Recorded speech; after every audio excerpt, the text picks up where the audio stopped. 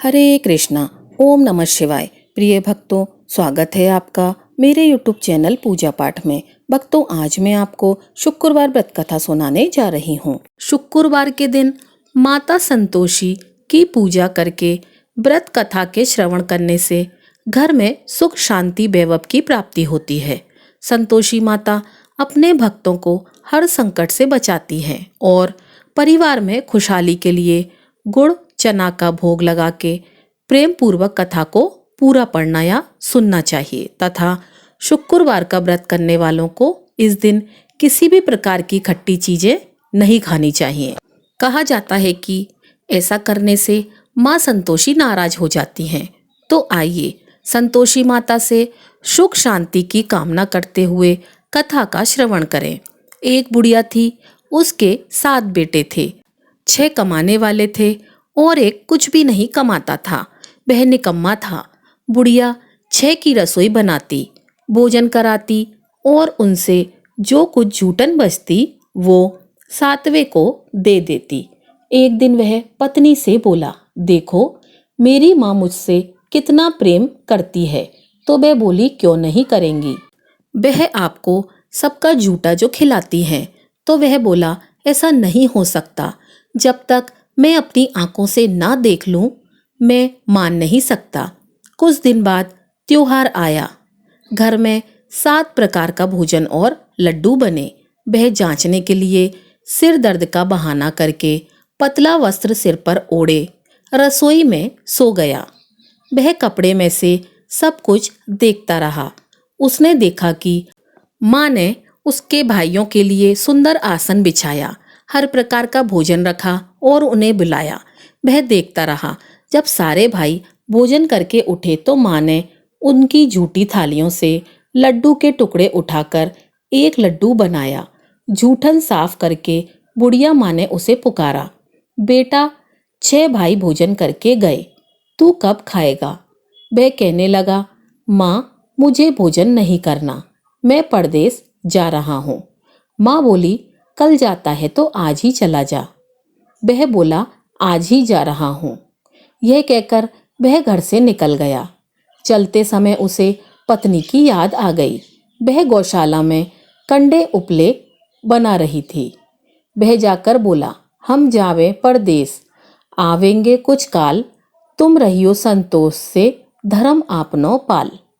वह बोली, जाओ पिया आनंद से, हमारो सोच हटाए, राम भरोसे हम रहें, ईश्वर तुम्हें सहाय। 2 निशानी आपन देख धरू में धीर, सुधिमति हमारी विसर, हो रखियो मन गंभीर। वह बोला, मेरे पास तो कुछ नहीं, यह अंगूठी है सो ले ले और अपनी कुछ निशानी दे दे। वह बोली, मेरे पास क्या है, एक गोबर भरा हाथ है। यह कहकर उसकी पीठ पर गोबर के हाथ की थाप मार दी। वह चल दिया। चलते चलते दूसरे देश पहुंचा। वहां एक साहूकार की दुकान थी। वहां जाकर कहने लगा, भाई मुझे नौकरी पर रख लो। साहूकार को जरूरत थी, बोला रह जा। लड़के ने पूछा, तनख्वाह क्या दोगे? साहूकार ने कहा, काम देख के दाम मिलेंगे। अब वह सुबह के 8 बजे से लेकर रात के 10 बजे तक नौकरी करने लगा। कुछ ही दिनों में वह सारा कामकाज अच्छे से करने लगा। सेठ ने काम देखकर उसे आधे मुनाफे का हिस्सेदार बना दिया।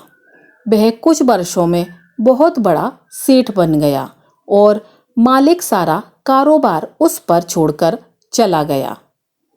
उधर उसकी पत्नी को सास ससुर दुख देने लगे।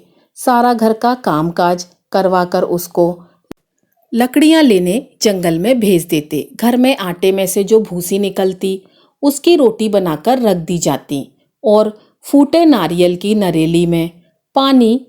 एक दिन वह लकड़ी लेने जा रही थी तो रास्ते में बहुत सी महिलाएं संतोषी माता का व्रत करती हुई दिखाई दी।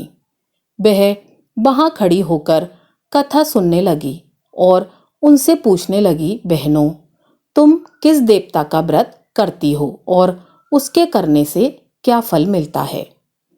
यदि तुम मुझे इस व्रत का महत्व बताओगी तो मैं तुम्हारी बहुत आभारी रहूंगी।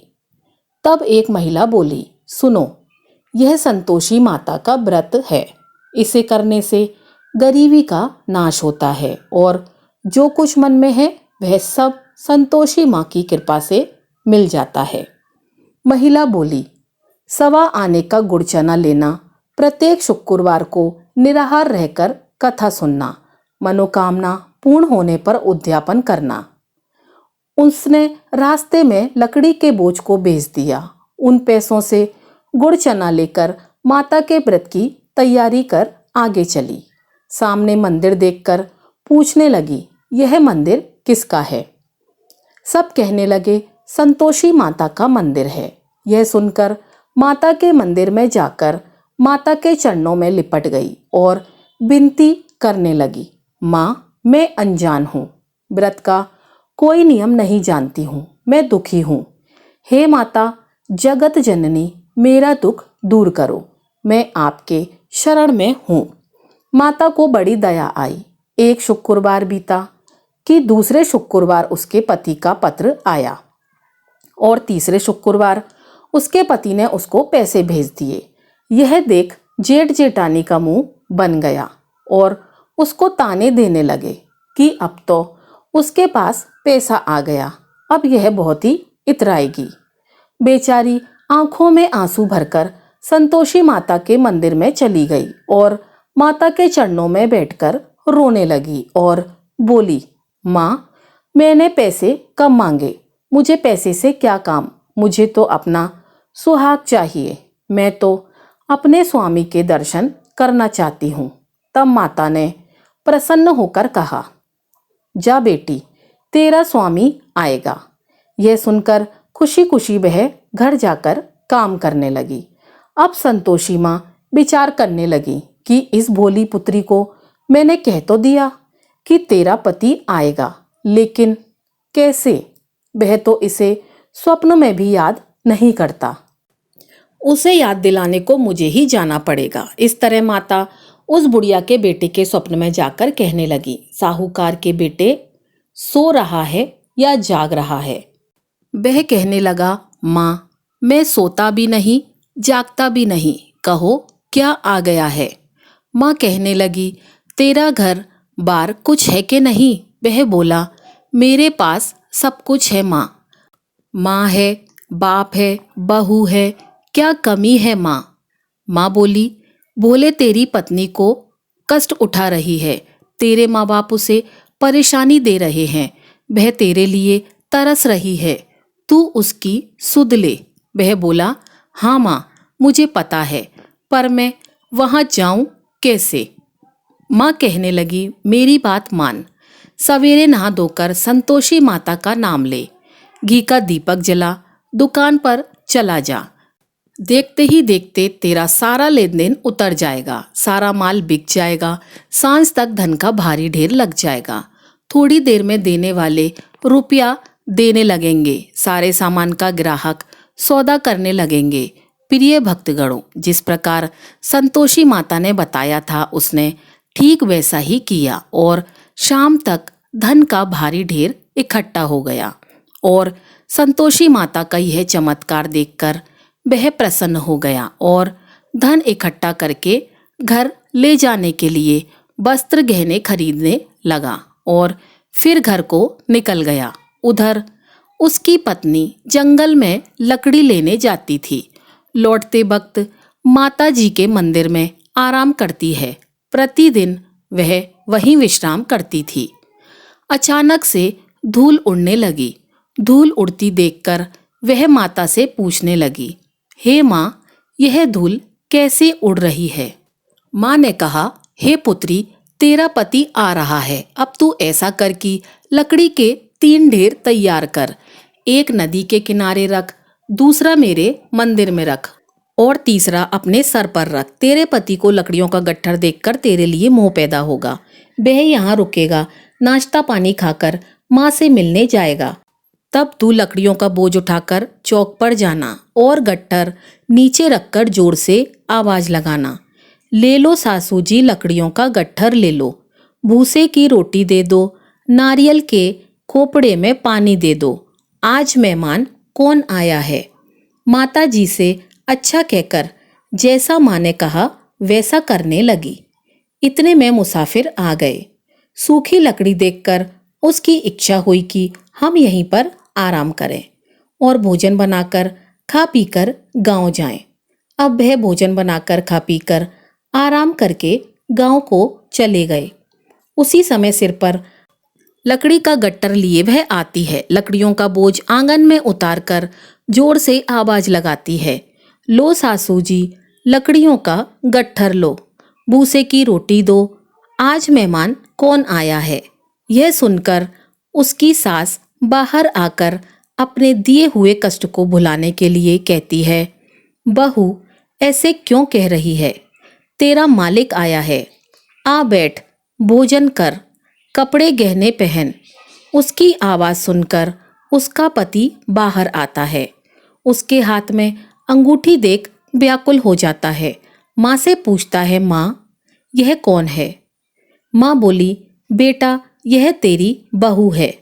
जब से तू गया है तब से सारे गांव में भटकती फिरती है, घर का कामकाज कुछ भी नहीं करती, चार पहर आकर खाती है। वह बोला, ठीक है माँ, मैंने इसे भी देखा और तुम्हें भी, अब दूसरे घर की चाबी दो, मैं उसमें रहूंगा। माँ बोली, ठीक है। तब वह दूसरे मकान की तीसरे मंजिल का कमरा खोलकर सारा सामान जमाने लगता है। एक दिन में राजा के महल जैसा ठाट बाट बन गया। अब क्या था, बहू सुख भोगने लगी। इतने में शुक्रवार आया। उसने पति से कहा कि मुझे संतोषी माता के व्रत का उद्यापन करना है। पति बोला, खुशी से कर लो। वह उद्यापन करने की तैयारी करने लगी। जेठानी के लड़कों को भोजन के लिए बुलाने गई तो उन्होंने कहा, ठीक है। पर पीछे से जेठानी ने अपने बच्चों से कहा कि भोजन के वक्त खटाई मांगना, जिससे उसका उद्यापन ना हो सके। लड़के गए और खीर खाकर पेट भर गया, लेकिन खाते ही कहने लगे कि हमें खटाई दो, हमसे खीर नहीं खाई जाती। वह कहने लगी, खटाई नहीं दी जाएगी, यह तो संतोषी माता का प्रसाद है। लड़के उठकर खड़े हो गए, बोले, पैसा लाओ। भोली बहू कुछ जानती नहीं थी, उन्हें पैसे दे दिए। लड़के उसी समय इमली लेकर आए और खाने लगे। यह देखकर बहू पर माताजी ने क्रोध किया। राजा के दूत उसके पति को पकड़ ले गए। जेठ जेठानी कहने लगे, लूट लूट कर धन लाया था, अब पता चलेगा जब जेल की मार खाएगा। बहू से यह सहन नहीं हुआ, रोती हुई मंदिर में गई। कहने लगी, हे माता, यह क्या किया। हंसाकर अब भक्तों को रुलाने लगी। माता बोली, बेटी तूने उद्यापन करके मेरा व्रत भंग किया है। वह कहने लगी, माता मैंने क्या अपराध किया, मैंने भूल से लड़कों को पैसे दे दिए थे, मुझे क्षमा करो, मैं फिर तुम्हारा उद्यापन करूंगी। माँ बोली, अब भूल मत करना। वह कहती है, अब भूल नहीं होगी। अब वो कैसे आएंगे माँ। माँ बोली, जा तेरा पति तुझे रास्ते में आता मिलेगा। वह निकली, रास्ते में पति मिला। उसने पूछा, कहाँ गए थे। वह कहने लगा, इतना धन जो कमाया है उसका, यानी कि टैक्स राजा ने मांगा था, वह भरने गया था। वह खुशी होकर बोली, अब घर चलो। कुछ दिन बाद फिर शुक्रवार आया तो वह बोली कि मुझे दोबारा माता का उद्यापन करना है। पति ने कहा, करो। बहू फिर जेठ के लड़कों को भोजन को कहने गई।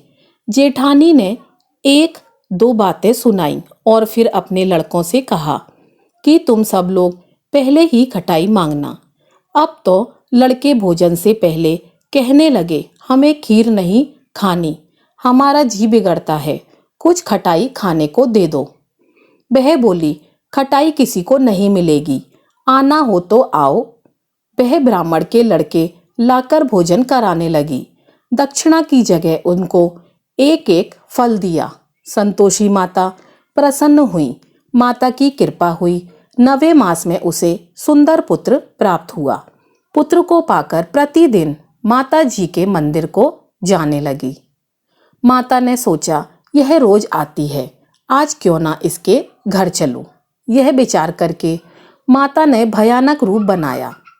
गुड़ चने से सना हुआ मुख, ऊपर सूंड के समान होंठ, उस पर मक्खियां भिनभिना रही थीं। देहली पर पैर रखते ही उसकी सास चिल्लाई, देखो रे, कोई चुड़ैल या डाकिनी आ रही है, लड़कों इसे निकालो, नहीं तो किसी को खा जाएगी। लड़के भागने लगे, चिल्लाकर खिड़की बंद करने लगे। बहू रोशनदान में सब देख रही थी और खुशी से चिल्लाने लगी, आज मेरी माताजी मेरे घर आई हैं, वह बच्चे को दूध पीने से हटाती है। इतने में सास का क्रोध फूट पड़ा। वह बोली, क्या हुआ है? बच्चे को पटक दिया। इतने में माँ के प्रताप से लड़के ही लड़के नजर आने लगे। वह बोली, माँ, मैं जिसका व्रत करती हूँ यह संतोषी माँ है। सबने माता जी के चरण पकड़ लिए और विनती कर कहने लगे, हे माता, हम नादान हैं, तुम्हारा व्रत भंग करके हमसे बड़ा अपराध हो गया है। माता, आप हमारा अपराध क्षमा करो। इस प्रकार माता प्रसन्न हुई। हे संतोषी माता, बहू को प्रसन्न हो जैसे फल दिया वैसा फल अपने सभी भक्तों को देना। इस कथा कहानी को कहते सुनते हुंकारा भरते सबका कल्याण करना। प्रेम से बोलिए, संतोषी माता की जय। तो प्रिय भक्तों, अब आइए सुनते हैं शुक्रवार की दूसरी कथा। एक समय की बात है, एक नगर में किसान, ब्राह्मण और वैश्य जाति के तीनों लड़कों में परस्पर गहरी मित्रता थी। उन तीनों का विवाह भी हो गया था। ब्राह्मण और किसान के लड़कों का गौना हो गया था, परंतु वैश्य के लड़के का गौना नहीं हुआ था। एक दिन किसान के लड़के ने वैश्य के लड़के से कहा, हे मित्र, तुम गौना करा के अपनी स्त्री को घर क्यों नहीं लाते? स्त्री के बिना घर सूना लगता है। वह बातें वैश्य के लड़के को जच गई। वह कहने लगा कि मैं अभी जाकर गौना कराकर ले आता हूँ। ब्राह्मण के लड़के ने कहा, अभी मत जाओ, क्योंकि शुक्र अस्त हो गया है, जब उदय हो जाए तब जाकर ले आना। परंतु वैश्य के लड़के को ऐसी जिद हो गई कि वह किसी प्रकार से नहीं माना। जब उसके घर वालों ने सुना तो उन्होंने भी उसे बहुत समझाया, परंतु वह किसी प्रकार से नहीं माना और अपने ससुराल चला गया। उनको आया हुआ देखकर ससुराल वाले भी चकरा गए। जवाई का स्वागत सत्कार करने के बाद उन्होंने पूछा, आपका कैसे आना हुआ? वैश्य पुत्र बोला कि मैं अपनी पत्नी को विदा कराने के लिए आया हूँ। ससुराल वालों ने भी उसे बहुत समझाया कि इस दिन शुक्र अस्त है, उदय होने पर ले जाना, परंतु उसने एक नहीं सुनी और पत्नी को ले जाने का आग्रह करता रहा। जब वह किसी प्रकार न माना तो उन्होंने लाचार होकर अपनी पुत्री को विदा कर दिया। वैश्य पुत्र पत्नी को एक रथ में बिठाकर अपने घर की ओर चल पड़ा। थोड़ी दूर जाने के बाद मार्ग में उसके रथ का पहिया टूटकर गिर गया और बैल का पूरा पैर टूट गया। उसकी पत्नी भी गिर गई और घायल हो गई। जब आगे चले तो रास्ते में डाकू मिले। उनके पास जो धन, वस्त्र तथा आभूषण थे वह सब उसने छीन लिए। इस प्रकार अनेक कष्ट का सामना कर जब पति पत्नी अपने घर पहुंचे तो घर आते ही वैश्य के लड़के को सर्प ने काट लिया। वह मूर्छित होकर गिर पड़ा। तब उसकी स्त्री अत्यंत विलाप करके रोने लगी। सेठ ने अपने पुत्र को वैद्य को दिखाया तो वैद्य कहने लगे, यह 3 दिन में मृत्यु को प्राप्त हो जाएगा। जब उसके मित्र ब्राह्मण के लड़के को सारी बात पता लगी तो उसने घर जाकर सनातन धर्म की परंपरा के अनुसार जिस समय शुक्र अस्त हो तो कोई भी अपनी स्त्री को नहीं लाता, परंतु यह शुक्र के अस्त में भी स्त्री को विदा करके ले आया। इस कारण सारे विघ्न उपस्थित हुए हैं। यह सब बात बताई और कहा कि यदि यह दोनों ससुराल वापस चले जाएं और शुक्र के उदय होने पर पुनः आवे तो निश्चय ही विघ्न टल सकता है। सेठ ने अपने पुत्र और उसकी पत्नी को शीघ्र ही उनके ससुराल वापस पहुंचा दिया। वहां पहुंचते ही वैश्यपुत्र की मूर्छा दूर हो गई। साधारण उपचार से ही सर्प विष से मुक्त हो गया। अपने दामाद को स्वस्थ देखकर ससुराल वाले अत्यंत प्रसन्न हुए।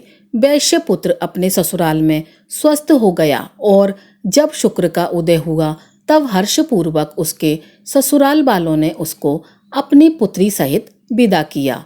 इसके पश्चात पति पत्नी दोनों घर आकर आनंद से रहने लगे। शुक्रवार व्रत को करने से अनेक विघ्न दूर होते हैं। शुक्रदेव की कृपा से सब मंगल होता है। तो प्रेम से बोलिए जय माता दी, संतोषी माता की जय।